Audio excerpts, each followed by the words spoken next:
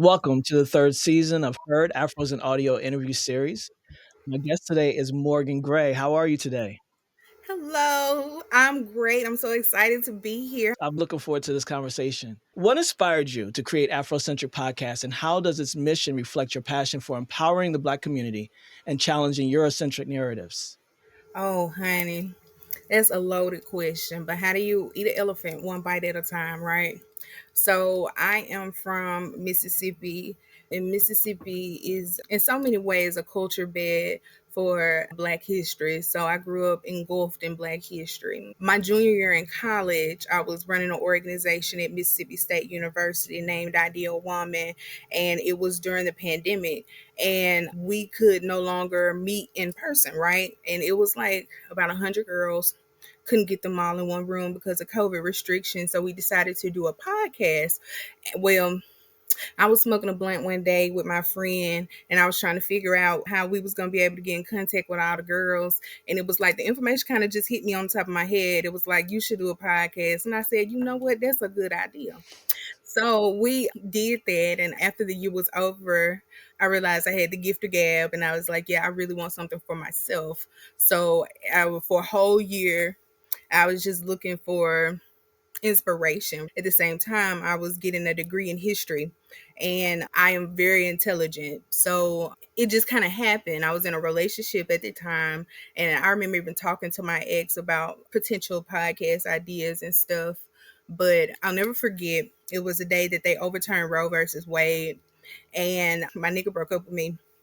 And I was so mad, and I was thinking, I was like, I'm pouring too much into someone else. I really want to pour back into myself, and I really want to pour into the community. So I would take this energy that I'm using in a relationship and just kind of transfer it.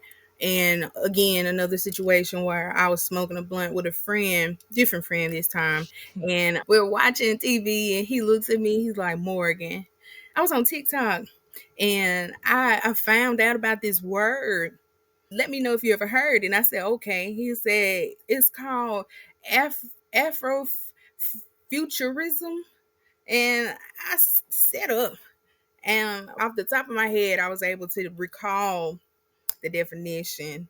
And the definition is the ability to perceive the world from the perspective of Kemet, Egypt, which is the hotbed of African culture. So I was able to give him so many different examples of what the Afrocentricity is. And I was like, you know what? You might be on some, huh? So I was getting ready to go to grad school at Mississippi State and teach history. I went ahead and drafted outlines, missions, values. And because I had already had the prior wherewithal with the podcast for my organization, I had an idea of what to do. And it kind of grew as I grew and life changed. I'm no longer in school at the moment. I'm in AmeriCorps Vista. Have you ever heard of AmeriCorps before? Yes, I have.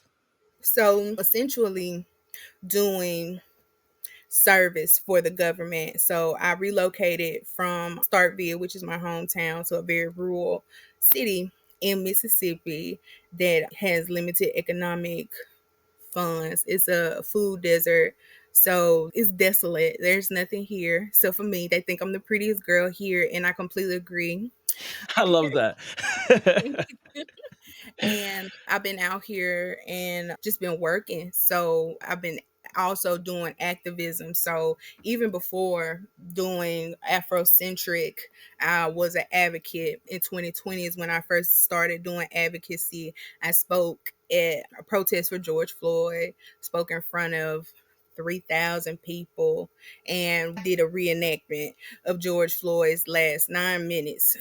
And I recalled it over this huge speaker. It was the hottest day in record. It was in the middle of the year, and it was 3,000 people laying on their stomach listening to me recall George Floyd's last words over a speaker. And, you know, it kind of really started it. And I started branching out with my activism. And I learned that because I have such a great understanding of history, it kind of gives me a leverage. So when I think of my podcast, I don't think of me as a podcaster. Rather, I use my podcast as a tool to promote my advocacy. So when it's time to speak, I personally feel like I am divinely given inspiration and messages to give to people. I'm able to see patterns and recognition in news, history, popular culture, music, and tie it back to African history, not just history here in the Americas or in Mississippi, but throughout the diaspora. So just kind of teaching people things, because we're going through this period where they're removing, everything. They're getting rid of DEI, removing these books. People don't feel comfortable. So, you're going to find a reliable source. And if you ask me, who's more reliable than someone who literally is an advocate, who's out here, boots on the ground, working, being allies? I'm a former Black Panther, and just going all these places and interviewing the layman, the regular person.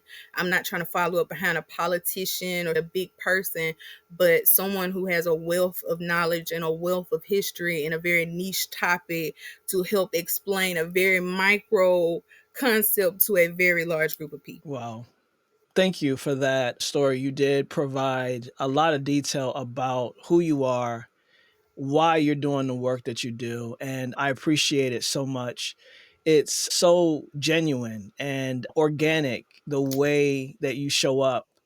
And I can only imagine, I have to listen to the podcast, but I can only imagine that the way you show up here is the way you show up on that podcast. And that is such an impactful, not only message, but lived experience. And so I'm grateful for you that you even decided podcasting was your medium, where you were going to really share the things that you think about, the things that you know, and the experiences that you've had. I just love that. Thank you so much for sharing that. Thank you. I will say this: authenticity. This is me reserved. This is me I normal. yeah, I It respect that. gets rowdy at the Afrocentric Podcast. We talk a lot of shit. It gets crazy over there. Honestly, Yeah. you got to put on the full armor of God. Respect. Listen, it takes what it takes. And if that's how you deliver it, then that's how we're going to receive it. So thank you. How is your background in African American history? I'm also Africana studies major myself. And so respect. We talked a bit before we started recording and I found a lot of similarities. We're hundreds of miles apart. But I already see so much commonality in our experiences while being complete individuals. And that's the great part about us as a people. Obviously, we're not a monolith. We're individuals who have experiences that are similar just because it's Black, but very widely different as well. And so I'm just really enjoying. We've been in this for 10 minutes and I'm just loving it already. So, how has your background and African American history and your work as an abolitionist influenced the content and Oh, themes of your wow. podcasts? Okay, so yeah, let's get into it. So, growing up as a Black girl in the American South, I'm gonna be honest with you, I was not really taught about my Black history. I am a first generation college student. So, my grandfather was a sharecropper. He had to stop going to school in eighth grade. My mama was the first one in their direct lineage to graduate from high school, but they told her not to go to college. And so when I graduated from high school, I didn't even know I was going to go to college. I've always had really great grades. I've always been very, very smart and very accomplished. I wanted to go to the military. I did ROTC for 4 years in high school and 2 years in college at Mississippi State. And I couldn't lose the weight. So they said, well, you just going to go to Mississippi State and you're going to do the ROTC program out there. And I said, okay. So I get to state and I didn't know anything about college at all. No one had talked to me. I learned about HBCUs at Mississippi State. So, it was really hard and I wasn't even going to school for history at the time. I was actually in school for fashion. So I went to school for a full 4 years working on a fashion degree. And when it was a semester away from graduating, I completely changed my mind. I said, you know what? I'm too smart for this. And I can wear clothes anywhere. I can put on some clothes and promote brands and do that in my free time, but I'm too intelligent for it. And I was having hiccups with some of my professors. So I thought about it and I said, okay, well, when you're looking at your grades, what do you do the best at? And it was always history. And so I went ahead and flipped my major, and it was one of the greatest decisions that I ever made. So from that moment on, I was completely engulfed in African American culture through the academy. And, it's a very interesting conversation because, in a lot of different cases, you do have white people educating you about your Black history. And if you cannot tell, I'm very boisterous. I speak up. So there were a lot of different instances where I be sitting in a senior level history class, and my professor is a white man, very nice man. I don't think he racist. I don't, he got his degree focusing on history and music, and he is teaching a civil rights course that is specifically about 1950s, 1960s. And he looks me in my face, well, he looks a class in all of our faces and tells us respectability politics was so great for the Black community. And Word up. because I don't agree with that. I want to know Word. how you got to that conclusion. And so it'd be a lot of different instances where I would be talking to professors and educators, and I would tell them, I want your job. Yeah, I think you're doing a great job, but I want your job. I want to do what you do. And they took me up under the wing. So I had gotten to the point where before I was talking to people, and people are like, yeah, you need to go to grad school. Hadn't even thought about going to grad school, obviously, because I never thought about going to college. So they're like, you smart enough, you need to go. You're wasting talent, you're wasting potential. And so it's like, okay, well, they like, well, what I need to do? They said you need to do a CV, you need to do a statement of purpose, and you need some experience. So from like that whole final year, I had friends that were already in graduate school. They were letting me teach their undergrad classes. I would come in and speak to 50 to 80 children at a time and teach them about different things about African American history and providing valid articles, valid arguments, and it's entertaining. And I think that is what a lot of historians are missing. When you think of history, what you thinking of? Old wrinkly white man, just every time he talked, just dust part from his lips, and he put you to sleep. Because I've been asleep in a lot of history classes, but imagine talking to someone who is cultured enough to be able to explain it and to entertain you while you doing it in a way that you yourself can conceptualize it as well as to apply it. So I'll never forget, I was sick that Christmas break, and I was going, I think I had caught COVID. And yeah, it was the first time I caught COVID, and I was going back and forth to urgent care, and I brought my laptop. I had bought my first laptop during the pandemic because throughout this whole time I was going to school, I was doing all my work on my cell phone using the Google Docs app. So I would bring my laptop to the urgent care and write parts and pieces of my statement of purpose and my CV. And I was going weekly because I was really, really sick. And by the time winter break had ended, I pressed all my stuff was submitted. And the president of the college, nice young white man, he wanted to meet me, and he told me that all the times he had been working in academia, my statement of purpose was the best one he had ever seen before Wow. in his life. And I was grateful for that. And it made me see myself in a place where I didn't see myself. And honestly, when I got into grad school, I was really disappointed because, again, I was in another situation where I was the smartest person in the room. And I felt like I had so much anxiety and fear for nothing. And I was so bored because every conversation I was holding up on my back. And so I ended up having an issue with my money. So I had to leave grad school, and that's why I got into AmeriCorps. So after I left grad school, that's really when my advocacy work really, really started like manifesting. So these folks knew I went in school, but they didn't want me to waste no time. And they told me to sign up for an advocacy institute down in Jackson. It is called the Southern Poverty Law Center. And it is the regional chapter for the South. And it's all throughout America. And so that's what I did. So we started doing advocacy boot camps. So we would travel all throughout the state of Mississippi, educating people about, like current events, talking about different political strategies, reminding people about the history and stuff like that.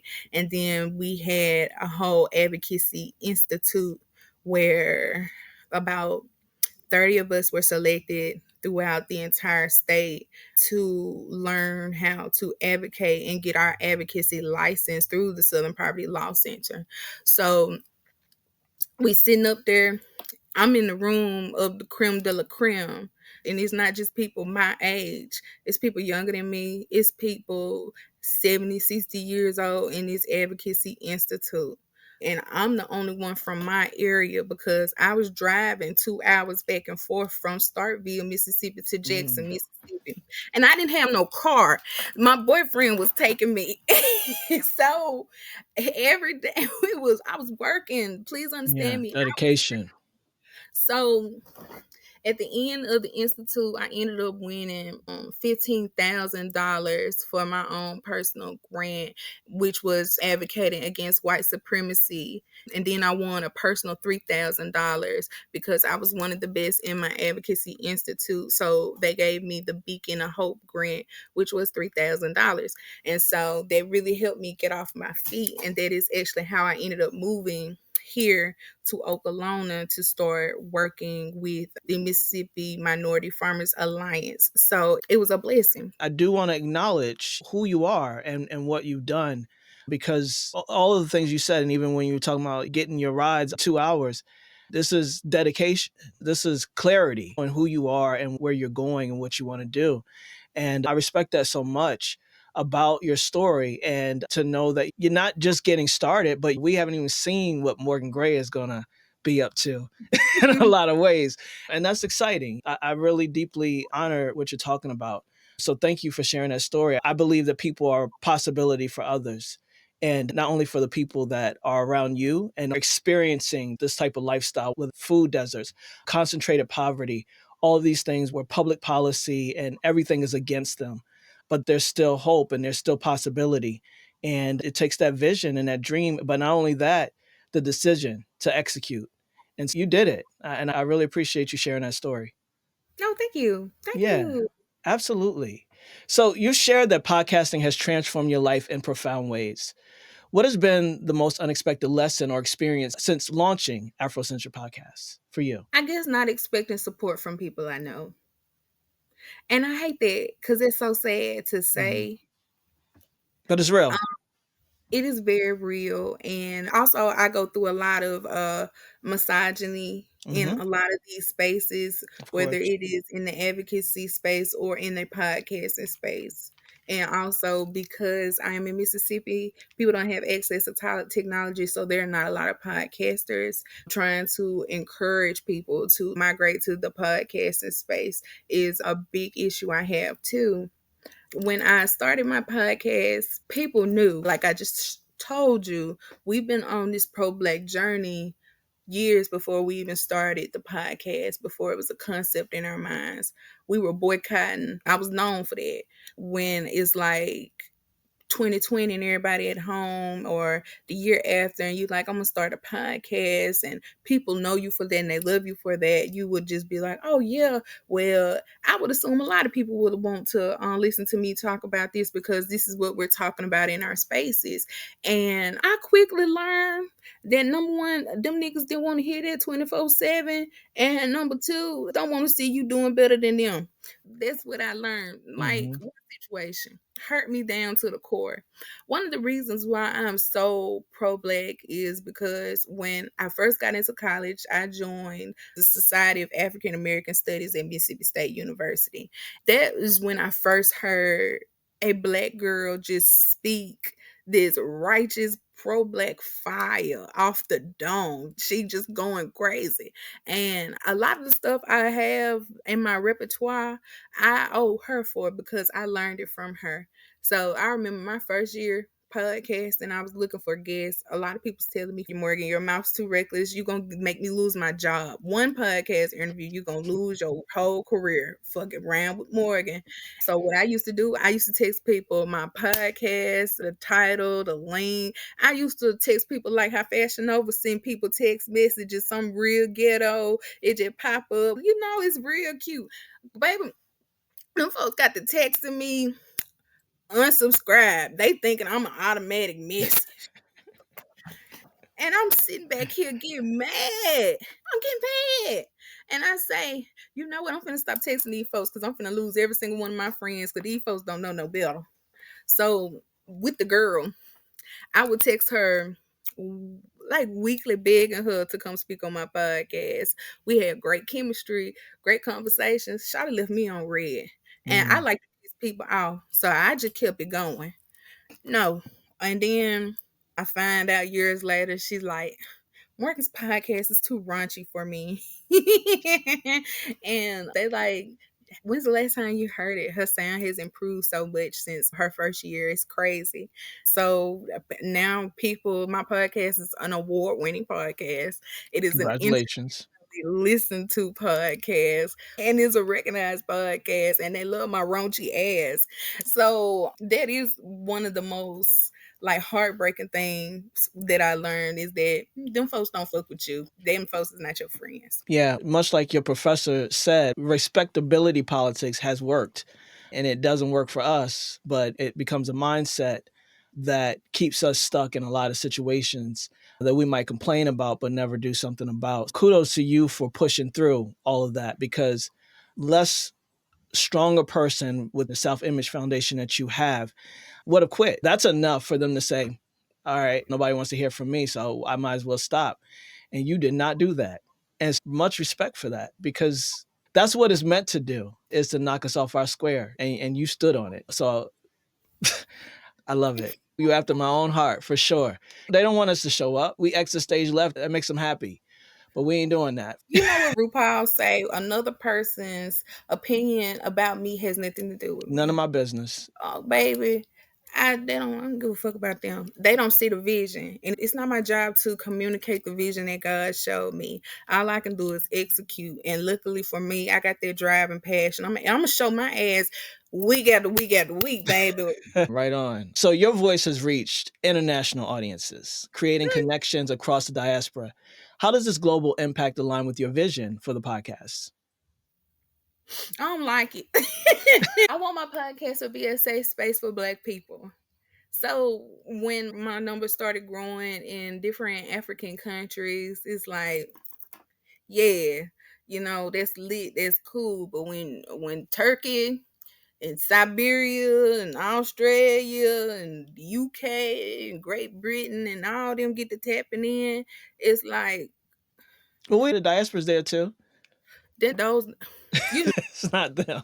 Let's be for real now. Yeah. No matter who you are, no matter how near or far, it's always a white person in your business. Mm-hmm. And I know I hate the fact that it's education, but I don't want my podcast to be used as a form of entertainment to the white psyche. I'm here to educate and I'm here to empower, but I know that Judah, our tribe, I know that we fascinate the people. I know that we are a very small collective of people throughout the world, and they want to know why everybody fuck with us. They love our rhythm, but they don't want our blues. So I would expect them to tune in, honestly, but I want this to be for my people. I want people to tap in and listen. And even though I'm from the dirty South, they'll be like, oh, I'm up here in Minnesota, Rhode Island, and I'm Black, and I'm grateful that my voice has walked into rooms that my feet will never travel.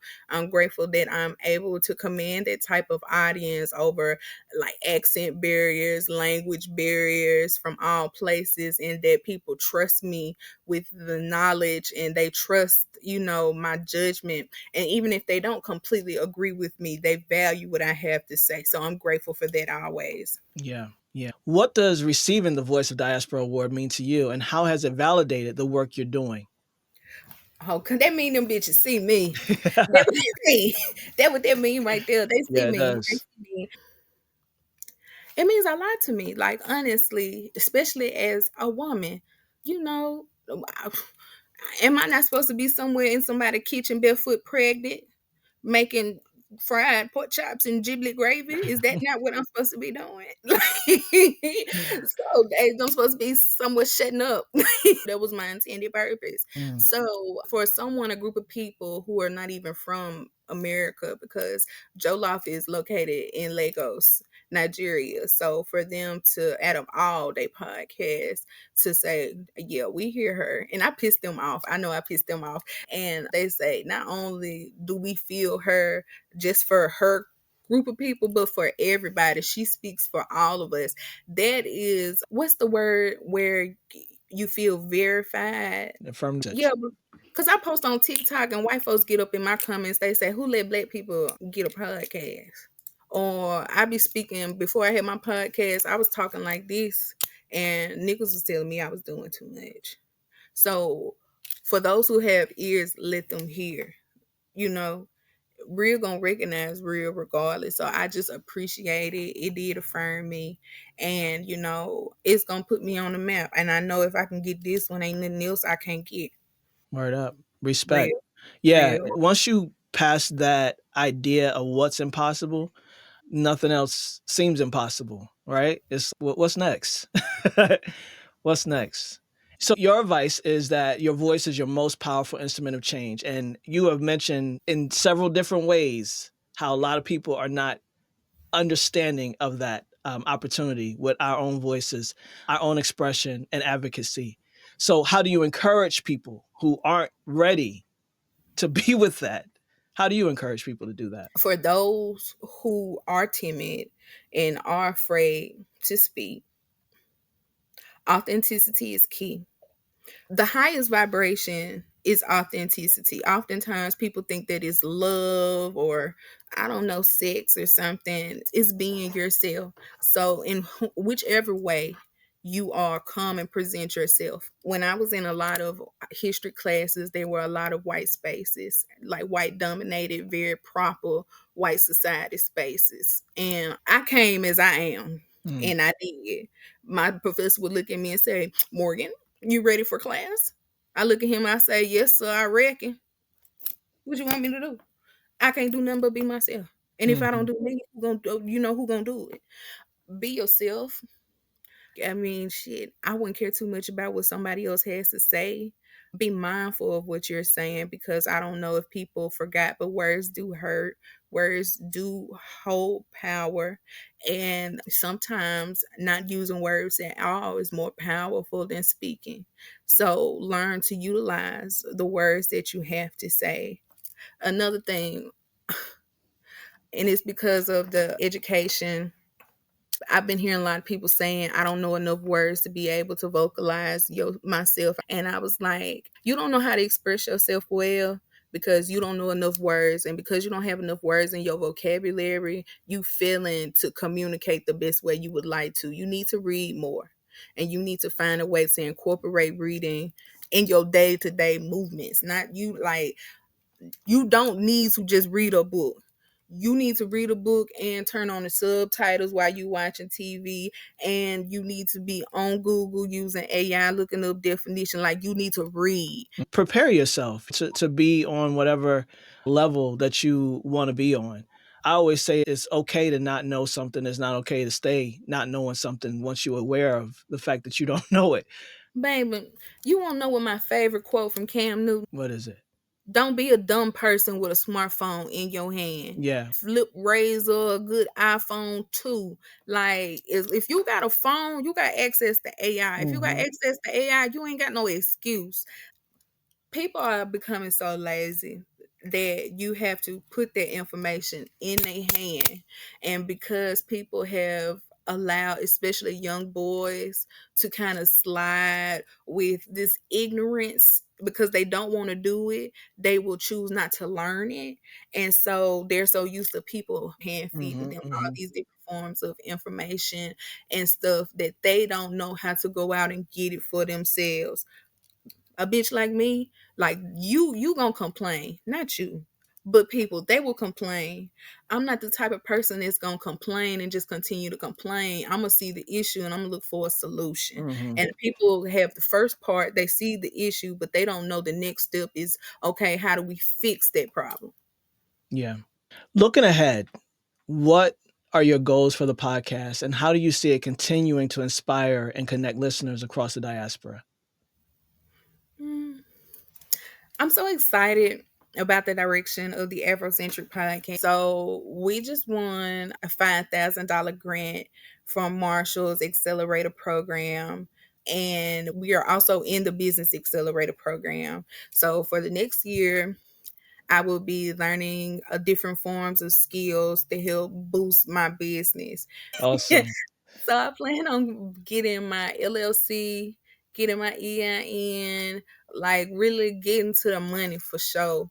Like I said, because I don't have access to internet, I need access. I need a hotspot. I mean, this stuff is so small to so many people. They Hmm. take it for granted, but I don't have access to stuff like that. My podcast is edited down to the ground, but I don't offer video. So this year I do want to take the time out to start researching and learning about like videos, editing videos, learning what type of camera to invest in, things like that. And I want to start working towards doing my own first live show. And that is one of my big ideas. Now, I'm gonna put you on game about the long run for the Afrocentric podcast. Because we are in such a desolate place, I want to give the people in my community a reason to continue to imagine and dream. So my first goal is to own my own studio in Mississippi. So I would like to create space for podcasting as well as creating space for music recording as well as creating a computer lab where I can allow elderly people and young people to come in to learn how to utilize technology. Hmm. The main reason why I was hired and brought down here is because my boss is not computer literate. And that's okay because neither is my mama or my auntie. And I just put my auntie through a computer literacy class. But how amazing would that be that your grandma down here on the west side can go to a place and instead of calling you and asking you how to reset her phone, she can actually learn how to do it in her free time. Or these young children, the iPad kids growing up, where just because you think that they constantly have contact with an iPad, they don't know how to type. They don't know how to read analog computers. So I want to teach them how to be able to program, run a podcast. If you want to make music, let's make music. And I want to teach them how to create their own business and platform in the same way that I did. Um, so that is the one of the ultimate goals for my podcast. But I'm also getting ready to sell merch. I'm currently working on a poetry book and I'm really excited about it. So be on the looks for it. It will be very, very pro black and very intimate.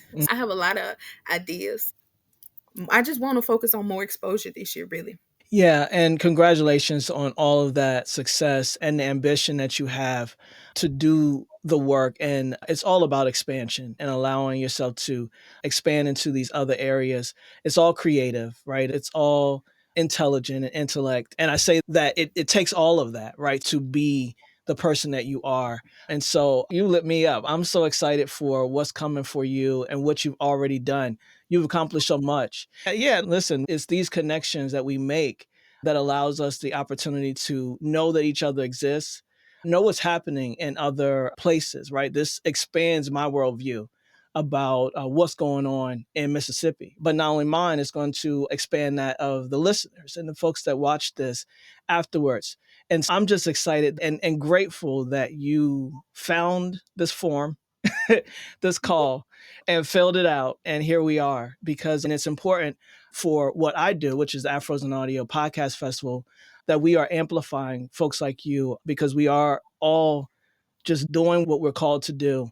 And I'm so grateful to be connected with you right now. And I don't know how that sounds, but I'm dead ass. That's a New York saying, but I'm dead ass right now. Like you, yeah, you're super dope. And I can't wait for people to learn more about you through this, and then just check out Afrocentric Podcast. Lastly, what legacy do you hope the podcast leaves for its listeners and the larger community? Before I ask that question, put a pin in that. Put a pin in that. Before we started recording, you said, if you knew how I recorded this podcast and got it out, you'd be surprised. And I want you to tell that story, because again, I want people to know that go for what you want. Take what's fucking yours. You know what I mean? No matter what it takes, no matter what it costs, if it came to you, it's for you. And you're enough to realize it and do something with it. So just share a little bit about the challenges that you overcome just to make it happen. Okay, so when I first started podcasting, I had just got my first laptop. So I was like, I need a mic. So I go down to the local music store, and he sells me this podcasting mic for $50. It's trash. So I'm going through this period where I'm recording off of Anchor.fm. The OGs, if you know, you know. Mm-hmm. So I'm recording off this mic and I'm using Anchor, and people are Snapchatting me. They like, Morgan, it sounds so good, but you got to learn to clip the ends of the audio. I can hear the click at the end when you end and record. And I'm just taking in like so much information. And because I didn't have access to Wi-Fi, I had the XFM app on my phone. So I was editing on my phone all day, all night. So I'm sitting in my car, and now I have this nasty habit of sitting in my car all day, because I would get comfortable and edit my podcast until my phone burns my hand. So another big component with my podcast is the fact that I utilize different resources from other people's podcasts and stuff. So I had to learn how to take videos and strip the audio from off of it through my phone so I could easily connect it. So I looked that up and learned how to convert everything into audio very quickly. And so I was putting it together. And then I started bootlegging the music on the background. So we on YouTube, we screen recording stuff. I'm putting it on the background. Folks like, Morgan, the music dope, but it's too loud. So you like, okay, so now I got to figure out how to turn down the video. So now we're using CapCut. We turn the video music down, and we gonna fade that music at the front end back, and then we gonna put it on the podcast. So we learning, everything is coming together. And then Anchor says, oh no, y'all can't use the app no more, boo. I mean, you ain't gotta go home, but you can't stay here. So they said, but we want y'all to go to Riverside. I said, okay, so I'm just gonna use the app until they kick me off the app. 3 months after Spotify shut down they editing app, one day they asked me for my password, and I couldn't get back up into the app. So I had to real life learn how to use another editor. So I'm going from learning how to edit off my phone to editing off a computer, but Riverside uses AI, and it's completely different mode. And I also don't have access to the internet. So I can only use the Riverside app, especially since I moved down here. If I'm in this building, there's no Wi-Fi at home. So most times now that I'm using Riverside, I am using the hotspot from up off my phone to power my computer to be able to record. The problem is the hotspot from the phone is not powerful enough to maintain and keep the information. So I had this huge TikTok girl who just so happened to be from Mississippi drive 3 hours to my house to record. We record a phenomenal episode, which would have probably went a little bit viral. She leaves. You think I got the audio? Mm, Mm-mm. You think that girl trusts me anymore? Mm-mm. She think I'm weird. She mm, think I'm crazy. So that's it. So as of lately, because I didn't even tell you all of the equipment that I have purchased has stopped working. So I finally get me one of those devices where I can turn up the audio and this that stop connecting to the computer. The microphones won't connect to nothing. So we just back to it's a very nigga rigged podcast, but it was stapled and glued together with love, mm. okay? And if you didn't know, you wouldn't know. Yeah. I learned how to edit my own podcast, and I'm not sending it away to other people to do it. I'm capable of doing it. So my podcast came out today. I was sick yesterday, but I sat in my car with my phone on my hotspot until my phone got overheated, and I just worked on my laptop until it died, and I got everything submitted around 10 o'clock, and now we have 97 episodes of the Afrocentric Podcast. Yay! Wow. And this podcast won an award. Wow. You know what I'm saying? Shut up. It's possible, right? If you want it, you go get it. If you wanted to, you would. Yeah. And if you had an issue and you really wanted to fix it, you would go after the solution. Yeah. Yeah. Wow, Morgan. You're such an inspiration. I really have enjoyed this conversation. The last question again, what's your legacy inside of this for you? You specifically, forget about everybody else. What's your legacy? There are so many Black women in African American history from Mississippi that I really do look up to. And I wish to be remembered in that same light. When I think about Black history, I'm thinking about the Fannie Lou Hamers. I'm thinking about the Ida B. Wells Barnetts. I'm thinking about Ella. Like, I'm thinking about them because I see myself in them. And the legacy is authenticity. The legacy is the truth.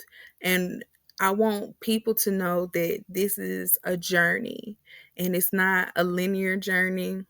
It is a spiral, right? And we're going to keep on going up and we are going to get as close to the truth as possible. I just want people to remember that stuff like this costs. It is very taxing on the mind.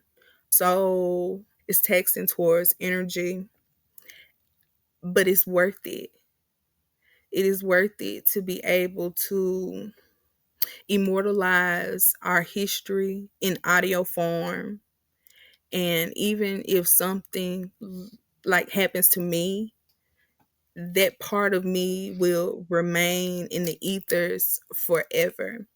And there's something so poetic about pulling down those sounds from heaven that hit my mind and turning it into something real that has never been heard before. It's a different mashup. And so I want people to realize and remember that this was an act of labor, but this act of labor was done in love. And that no matter what, I wanted the best for my community and that I wanted my community to be as educated as possible because when there is no vision, the people perish. Thank you. Yes, ma'am. Listen, whatever that we can do as a community to support you and lift you up, pour back into you, we're right here. I'm here with you. And again, I respect you so much and I so appreciate that we're connected now and that we're going to move this forward because it is a legacy. We're laying down these lived experiences, these perspectives, right? These beliefs. And it can't go anywhere. Nobody gets to misinterpret what Morgan Gray is talking about because Morgan Gray said it. And I'm so grateful. I really am that we had a chance to get this done. Is there anything else that you want to leave with the people before we wrap up? Afrocentric is doing a Black History Month series. We will be talking about resistance this month. All right, that's it. I'm really excited. So be on the lookout for that. It'll be on most streaming platforms as well as on YouTube. Find the Afrocentric Podcast on YouTube, Facebook, Instagram, TikTok, while TikTok is still around. Mm-hmm. Reach out to me. I just want to thank you guys so much for choosing to be Afrocentric today. Remember that Black Lives Matter. Make sure to listen and protect Black children and Black women. And remember that the only thing that you must do is be Black and die. And at the Afrocentric Podcast, we just civilized people having civilized conversations. Love it. All right, Morgan. Thank you so much. Thank you. I'll talk to y'all soon.